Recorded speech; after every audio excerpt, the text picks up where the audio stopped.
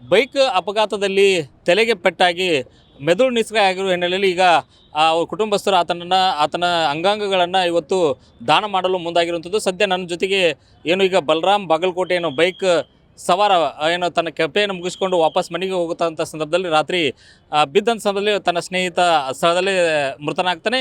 ಆತ ಬಲರಾಮ ಇನ್ನೂ ಜೀವಂತ ಇರೋ ಕಾರಣಕ್ಕಾಗಿ BLD ಆಸ್ಪತ್ರೆ ದಾಖಲಿಸ್ತಾರೆ. ಸದ್ಯ ಈಗ ಆತನ ಮೆದುಳು ನಿಷ್ಕ್ರಿಯ ಆಗಿರೋ ಹಿನ್ನೆಲೆಯಲ್ಲಿ ದೇಹದ ಅಂಗಾಂಗವನ್ನು ದಾನ ಮಾಡಲಿಕ್ಕೆ ಮುಂದಾಗಿದೆ. ಸದ್ಯ ನನ್ನ ಜೊತೆಗೆ ಮಾತನಾಡಲಿಕ್ಕೆ ಕೂಡ ಅವರ ಕುಟುಂಬಸ್ಥರಿದ್ದಾರೆ. ಈ ಬಗ್ಗೆ ಏನು ಹೇಳ್ತಾರೆ ಅಂತ ಕೇಳೋಣ. ಸರ್, ಈಗ ಬಲರಾಮ್ ಬಾಗಲಕೋಟೆ ಅವರು ಏನು ಮಾಡ್ತಾಯಿದ್ರು, ಏನಾಯಿತು ಅನ್ನೋಂಥದ್ದು?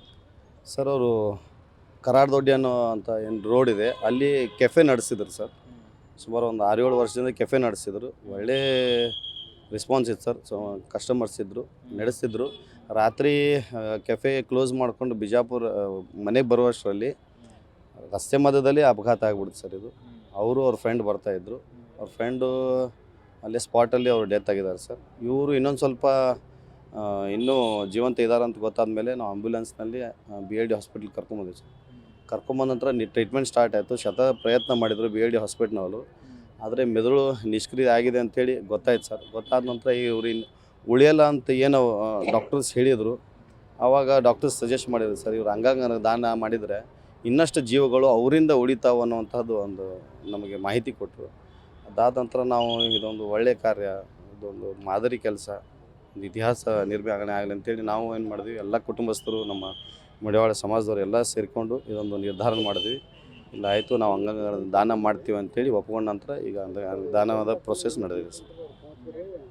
ಸರ್, ಈಗ ಪ್ರಮುಖವಾಗಿ ಅವರು ಹೆಲ್ಮೆಟ್ ಏನಾದರೂ ಹಾಕಿಕೊಂಡಿದ್ದಾರೆ, ಜೀವ ಉಳಿತಿತ್ತು ಅಂತ ಅನಿಸ್ತಾ ಇತ್ತು? ಖಂಡಿತ ಸರ್. ಯಾಕಂದರೆ ಹೆಲ್ಮೆಟ್ ಹಾಕಿದ್ರು ಅಂದರೆ ಅವ್ರಿಬ್ಬರು ಜೀವನ ಉಳಿತಿತ್ತು ಸರ್. ಅವರು ಏನು ಆಕ್ಸಿಡೆಂಟ್ ಆಗಿದೆ ಸರ್, ಅಪಘಾತ ಆದ ನಂತರ ಬರೀ ತಲೆಗೆ ಮಾತ್ರ ಪೆಟ್ಟಾಗಿರೋದು. ತಲೆಗೆ ಪೆಟ್ಟಾಗಿ ಅವ್ರು ಸ್ಪಾಟಲ್ಲಿ ಒಬ್ಬರಂತೂ ಡೆತ್ ಆಗಿಬಿಟ್ಟು ಸರ್. ಇವ್ರಿಗೂ ಬರೀ ತಲೆಗೆ ಮಾತ್ರ ಪೆಟ್ಟಾಗಿದೆ. ಇವ್ರ ಕೈ ಕಾಲು ಯಾವುದೂ ಫ್ರ್ಯಾಕ್ಚರ್ ಆಗಿಲ್ಲ, ಏನಾಗಿಲ್ಲ. ಅಕಸ್ಮಾತಾಗಿ ಹೆಲ್ಮೆಟ್ ಆಗಿದ್ದರೆ ಖಂಡಿತವಾಗಿ ಅವ್ರು ಉಳಿತಿದ್ರು ಸರ್. ಈಗ ಸಾವಿನಲ್ಲಿ ಸಾರ್ಥಕತೆ ಮೇರೋ ದೃಷ್ಟಿಯಲ್ಲಿ ಅವ್ರ ಕುಟುಂಬಸ್ಥರು ನಿರ್ಧಾರ ತಗೊಂಡಿದ್ದಾರೆ. ಎಸ್ ಸರ್, ಸಾವಿನಲ್ಲಿ ಸಾರ್ಥಕ್ಕೆ ಅದು. ನಾವು ಈಗ ನಮ್ಮ ತಮ್ಮ ಅಂತೂ ಇಲ್ಲ, ಬಲರಾಮ್ ಇಲ್ಲ. ಸೊ ಅವನನ್ನು ಈಗ ಬೇರೆ ಯಾರಿಗ ಅಂಗಾಂಗ ದಾನ ಮಾಡಿದಾರೆ, ಅವ್ನು ಇದ್ದಾನೆ ಅಂಥೇಳಿ ಅವ್ರ ರೂಪದಲ್ಲಿ ನೋಡಬೇಕು ಅಂಥೇಳಿ ನಾವು ಅವ್ರ ಅಂಗಾಂಗ ದಾನ ನಿರ್ಧಾರ ತೊಗೊಳ್ತೀವಿ ಸರ್. ಇದಿಷ್ಟು ಏನಂತಂದರೆ ಪ್ರಮುಖವಾಗಿ ಪೊಲೀಸರು ಸಹ ಸಾಕಷ್ಟು ರೀತಿಯಲ್ಲಿ ಜಾಗೃತಿಯನ್ನು ಮೂಡಿಸ್ತಾ ಇರುವಂಥದ್ದು. ಏನಂದರೆ ಹೆಲ್ಮೆಟ್ ಬೈಕ್ ಸವಾರ ಕಡ್ಡಾಯವಾಗಿ ಹಾಕಿಕೊಳ್ಬೇಕಂತೇಳಿ.